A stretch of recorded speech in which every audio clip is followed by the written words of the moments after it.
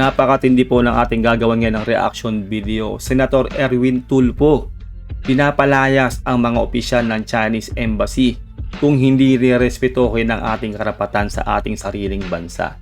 Kung hindi ka pa nakasubscribe dito po sa ating channel, mag-subscribe ka na para updated ka kapag naglalabas tayo ng ganitong reaction video. Para po sa konteksto ng ating reaction video, pakinggan at panoorin po natin to.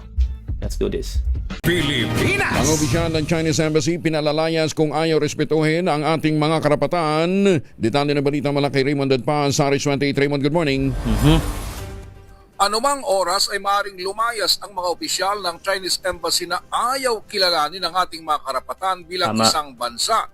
Ito ang deklarasyon ni Senator Erwin Tulfo matapos kondenahin ng Chinese Embassy ang pahayag ng ilan nating mga opisyal hinggil sa sitwasyon sa West Philippine Sea.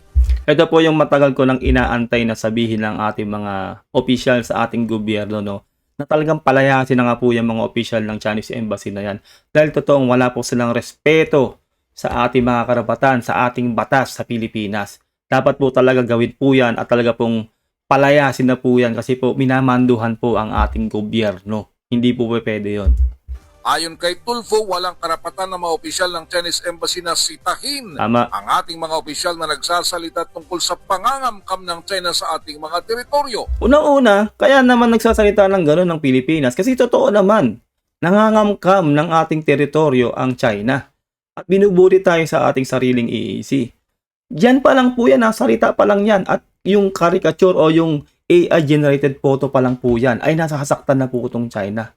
Palibasa nga po, Diyos nga po nila kasi yan, no? Lalo po sa mga komunistang bansa, ang kanilang leader, nasasaktan sila kasi ginanon nga raw si Xi Jinping. Pero hindi nila naiisip yung gravity ng kanilang ginagawa sa ating sariling EEC. Na winawater cannon tayo, no? Talagang binuburi tayo dyan sa ating teritoryo. Maling-mali po yun at wala pa talaga sa kalingkingan yung ginawa ni Commodore Tariela na yon, na which is karapatan po natin na gawin yun dahil sila po talaga nang buburi sa atin dyan sa ating EEC. Una nito'y sinita ni Chinese Embassy Deputy Spokesman Go Wei, si Commodore J. Tariela, ang spokesman ng Philippine Coast Guard sa West Philippine Sea, nang ipinakita ang isang artificial intelligence o AI-generated video ni Chinese President Xi Jinping na galit at ipinapakita ang kanyang lakas na may hawak na bangka at may bandira ng Pilipinas. Grabe ng mga iyakin tong mga Chinese na to. Isipin nyo, dyan pa lang yan, AI-generated photo, nag-iiyakan na sila. No? Kaya tama lang po yung sinasabi dito ni Senator Erwin Tulfo na palayasin talaga yung mga yan, yung mga opisyal ng Chinese Embassy na yan. Dahil unang-una, nasa teritoryo natin sila, wala silang respeto, lalo na po sa ating mga government official.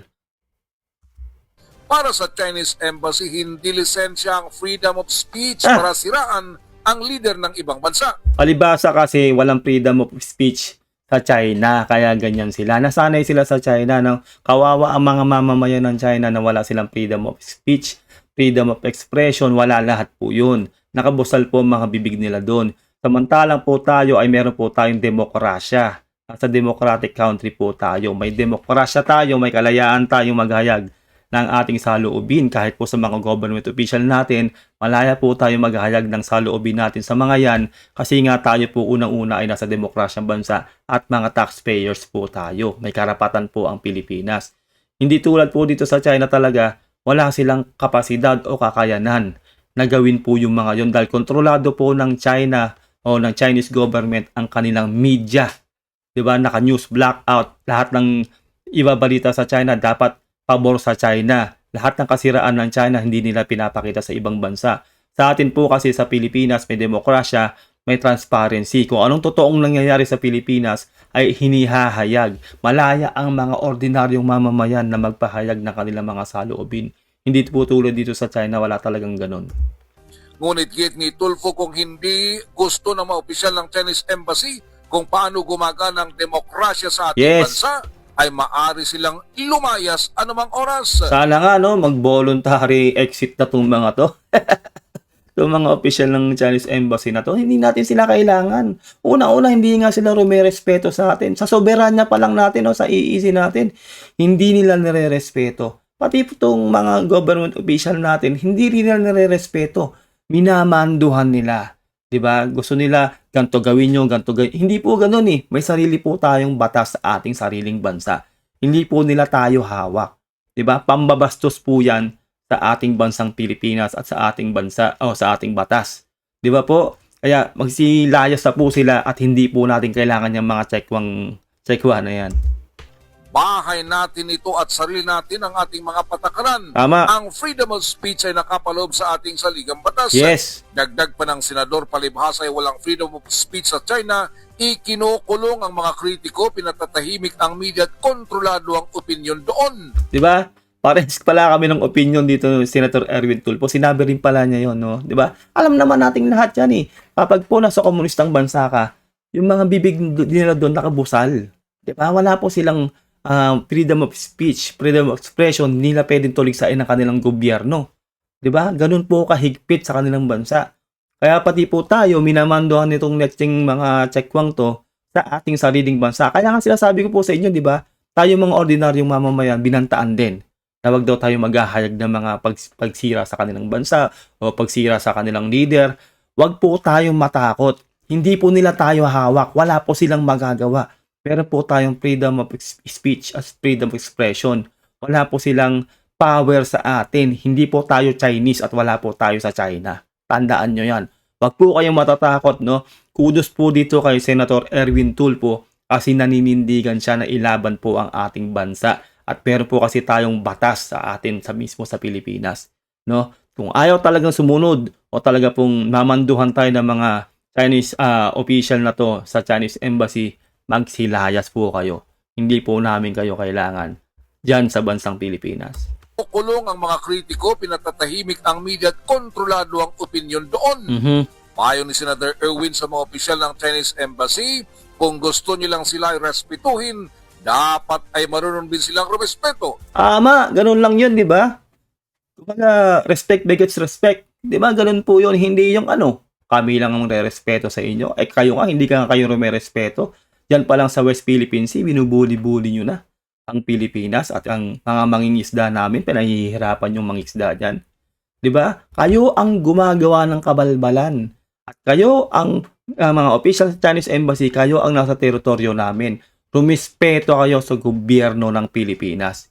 Hindi yuyukod sa inyo ang Pilipinas, lalong-lalo na ang mga government official, no? Na hindi mga pro-China. Oh, bakit yung mga pro-China na nandiyan dyan sa Senado, bakit hindi nagsasalita dito sa issue na to? 'Di ba? Ano na? Bakit hindi nyo man lang maipagtanggol ang bansang Pilipinas at mismong kayo dyan sa Senado? 'Di ba? Buti pa to si Senator Erwin Tulfo, pinagtatanggol ang ating bansa, 'di ba? Laban diyan sa mga official na 'yan ng Chinese Embassy na yumuyurak at bumabastos sa atin, lalo na sa inyo diyan sa mga government official diyan sa Senado, 'di ba? Kudos din siyempre kay Commodore Tariela at siyempre kay Senator Hontiveros. Sana madagdagan pa po ng mga senador natin na magsalita tungkol po dito sa issue na to dahil hindi naman po talaga tama ang pambabastos na 'yan na ginagawa sa atin ng mga official ng Chinese Embassy.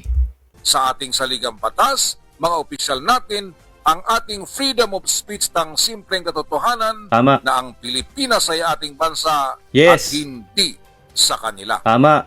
Ito si RH20. Ayun lang po, no? Sana nagustuhan nating reaction video, mag-comment ka kung anong saloobin mo sa napanood po nating video na to. Kudos dito po talaga kay Senator Erwin Tulfo, kay Commodore Tariela at kay Senator Hontiveros. Sana madagdagan pa po ang magtanggol po sa ating inang bayan. Dahil po sa pambabastos na po dito ng mga opisyal ng Chinese Embassy. At sana nga po talaga, no, na mapalayas na po itong mga opisyal na to ng Chinese Embassy. Kasi wala po talaga silang respeto.